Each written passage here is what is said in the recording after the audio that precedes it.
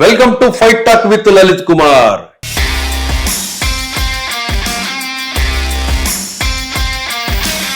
ఈ రోజు మన అతిథి జనసేన పార్టీ ప్రధాన కార్యదర్శి తమ్మిరెడ్డి శివశంకర్ రావు. నమస్తే శివశంకర్ రావు. నమస్కారం అండి లలిత్ కుమార్.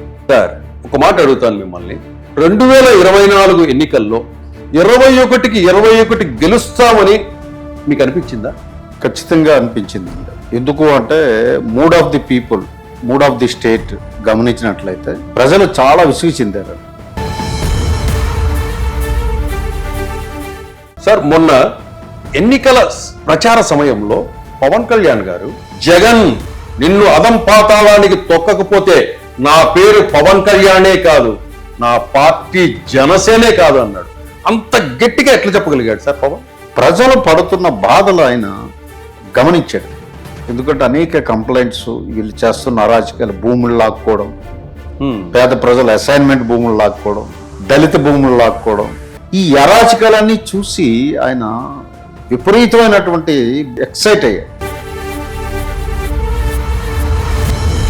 2019లో మీరు ఎలక్షన్ చూశారు. చూసిన తర్వాత పవన్ కళ్యాణ్ 2 చోట్ల ఓడిపోయాడు, ఒకే ఒక సీట్ వచ్చింది. అప్పుడు మీకేమనిపించలేదా సార్? ఇప్పుడు 2019లో నాకు ఎక్కడి నుంచి పోటీ చేస్తారని 2 సార్లు అడిగితే నాకు వద్దు సార్, నేను మీతో ఉండి మీ ద్వారా సమాజానికి మంచి జరగాలనే. ఇటీవల మనకు తిరుపతిలో మీ జనసేన తిరుపతి ఇన్ఛార్జ్ కిరణ్ రాయలు ఉన్నాడు. ఒక మహిళకు సంబంధించిన అక్రమ సంబంధంతో పాటు 1,20,00,000 రూపాయలు అమ్మాయి తీసుకున్నాడని, అతని మీద ఏమన్నా యాక్షన్ తీసుకున్నారు అనేది అది తెలియదు. ఎందుకు ఒక యాక్షన్ తీసుకోవడానికి ఇంత లేట్ ఎందుకు సార్? విచారణలో ఉంది కాబట్టి ఒక జనరల్ సెక్రటరీగా నేను మాట్లాడడం కరెక్ట్ కాదు. టీడీపీ పార్టీ ఒక బలమైన పార్టీ, వైసీపీ ఇంకా బలమైన పార్టీ ఆర్థికంగా. నెక్స్ట్ వీళ్ళ మధ్యలో మీద ఒక చిన్న పార్టీ. ముగ్గురు విడివిడిగా పోటీ చేస్తే మనం అధికారంలోకి వస్తామనే మీకు ఆ ఆలోచన ఉందా? నేనేమంటానంటే వీళ్ళిద్దరి కంటే జనసేన బలమైన పార్టీ అంటాను.